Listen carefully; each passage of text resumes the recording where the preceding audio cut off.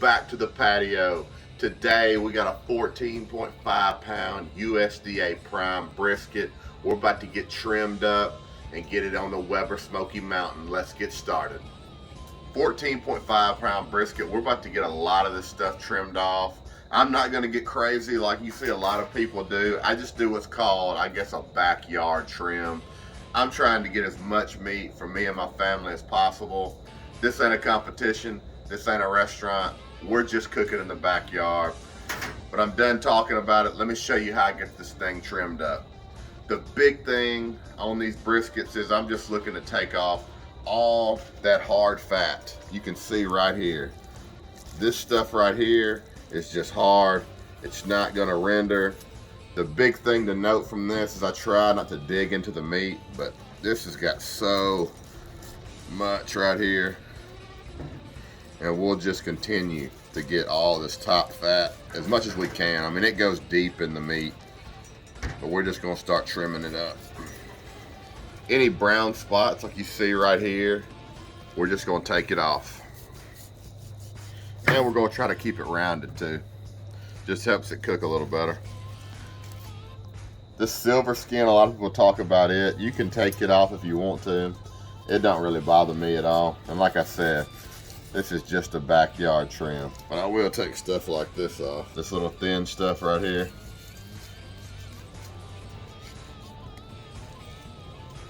So I got this front trimmed up, and this is okay to me. Maybe get this little piece right here.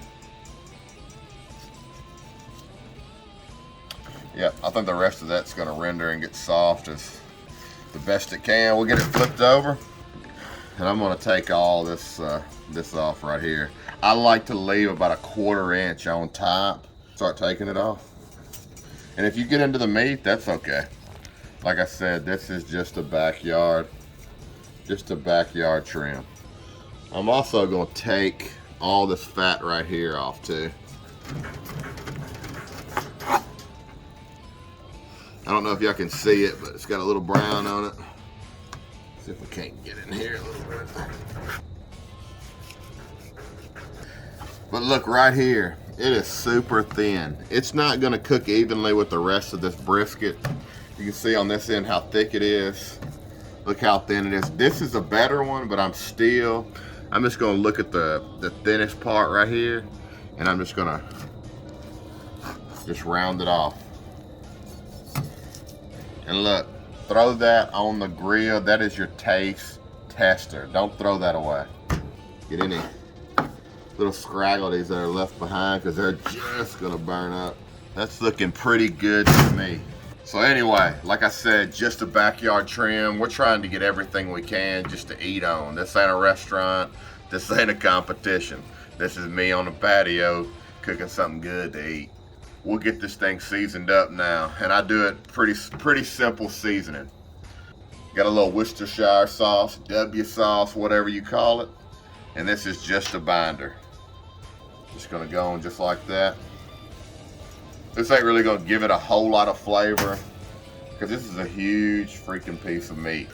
We're probably looking about 10 pounds right here. And I just go in the front, and look, I start with that Kinder seasoning. Salt, pepper, garlic blend. You use whatever you like. I'm just gonna go on just like that. I'm not gonna hit it too heavy with this, but I do want it to get that good peppery, garlicky note. Then we're gonna go down with this Holy Gospel right here. What is this? Meat Church. Now this is some good stuff. I like it because it's so peppery. That's what you can really taste in this rub. If you've never had it, real peppery rub, and that goes really good with brisket, in my opinion. Not Texas style, but it's a patio style. That's what we're gonna call it.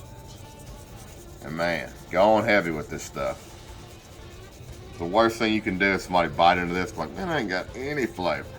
You got scared. That's all you can say. You got scared on the seasoning. Put it on there. It's gonna work out. We gotta make sure we get the sides. Y'all know we gotta get the sides. We'll go back to this fat side right here, and we'll just do the same thing. This is gonna be a pretty brisket.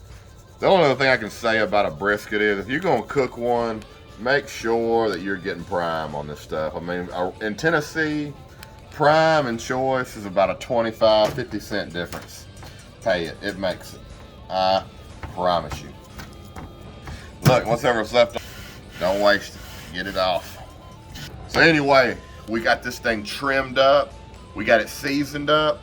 We got this Weber Smoky Mountain. I'm gonna show you how I get this thing prepared and get this big brisket on the smoker. So on this Weber Smoky Mountain, this is what I do. I got a whole bag of charcoal in here. And what I do is I just clear a little bit out right in the center. And I got just a few coals in my chimney. I got them glowing hot. And what I'm gonna do, just put it in the middle. I think they call it the minion method. That's what I like to do. And I just got a few pieces of wood, the bottom of the bag chunks all around here.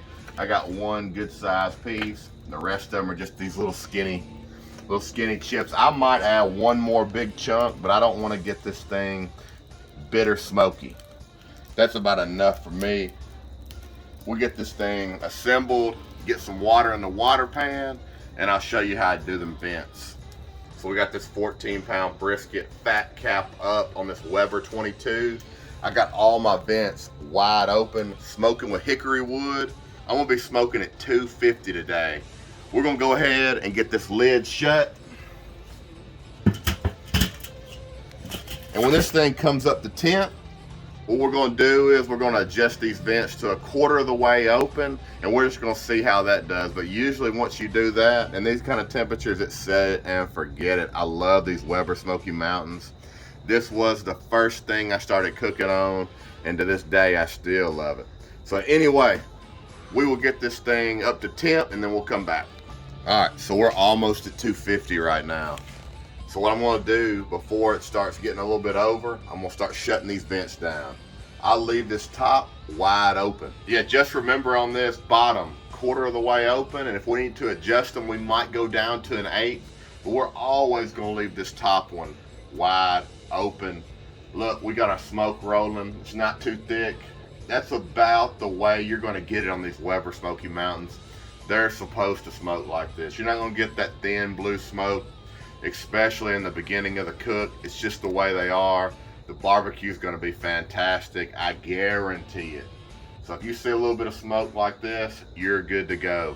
This is going to be at least a 10-hour cook. We're going to let this thing sit here for another 3 hours, and then we'll come back, give it a spray if it needs it, and we'll look at the temp. All right, so it's been 7.5 hours. I haven't looked at this thing other than coming out here about every hour and looking at the temperature. This thing is held true, 250 till just now. The water pan's getting a little low and it's creeped up to 275, but that's what we were looking for anyway. But let's look at this thing. Oh yeah. We wanted that dark color. We hadn't spritzed, done anything. That's what that prime does for you. It has enough fat and intermuscular fat to keep this thing moist through the cook. So I like the way this thing looks.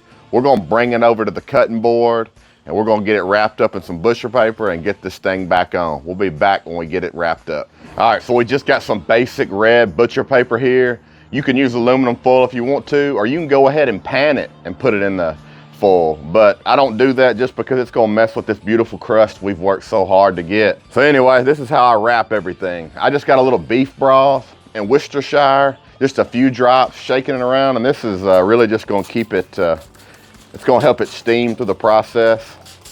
So I'm just gonna give it a good little dusting. Just like that. And I'm gonna bring it over. Tuck my sides in just like this.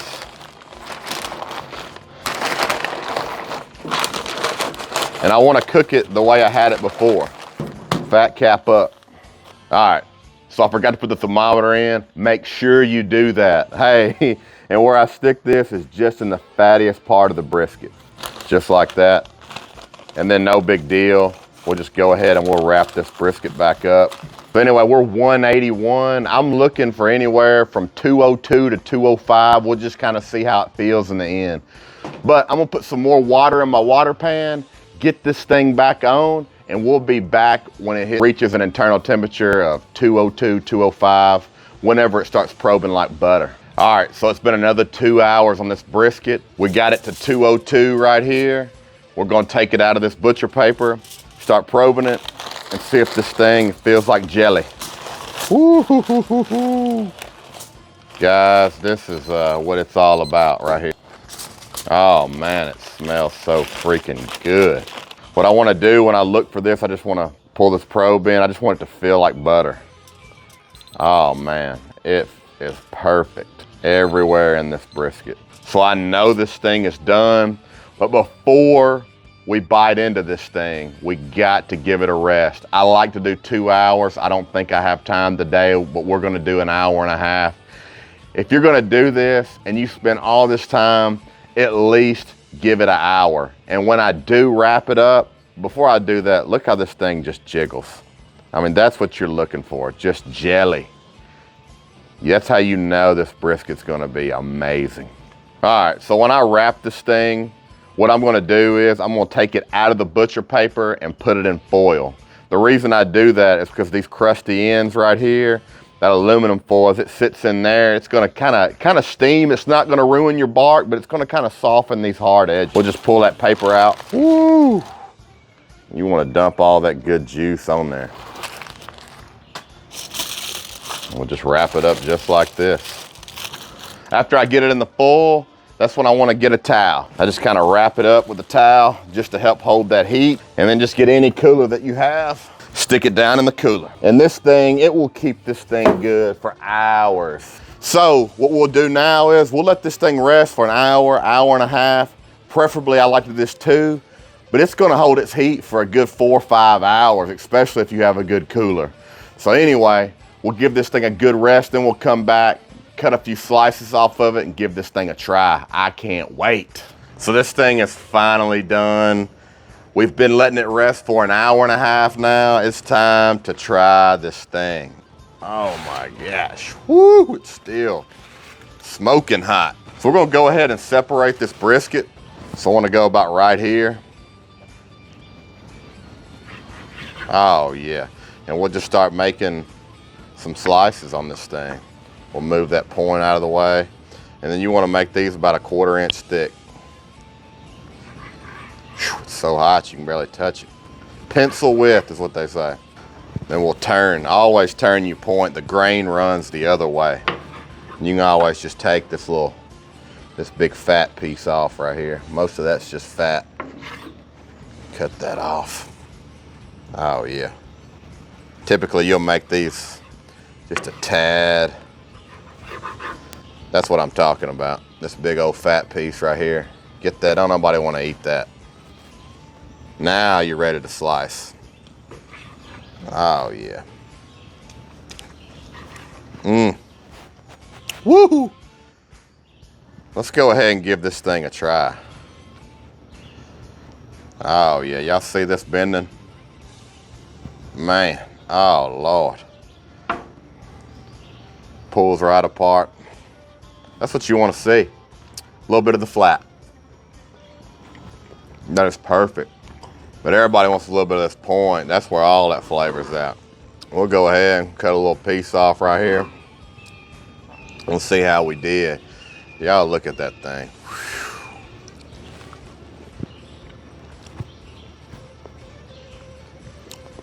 Whew. That is barbecue right there. I'm telling y'all. Look, we smoked this thing at 250 with charcoal and hickory wood.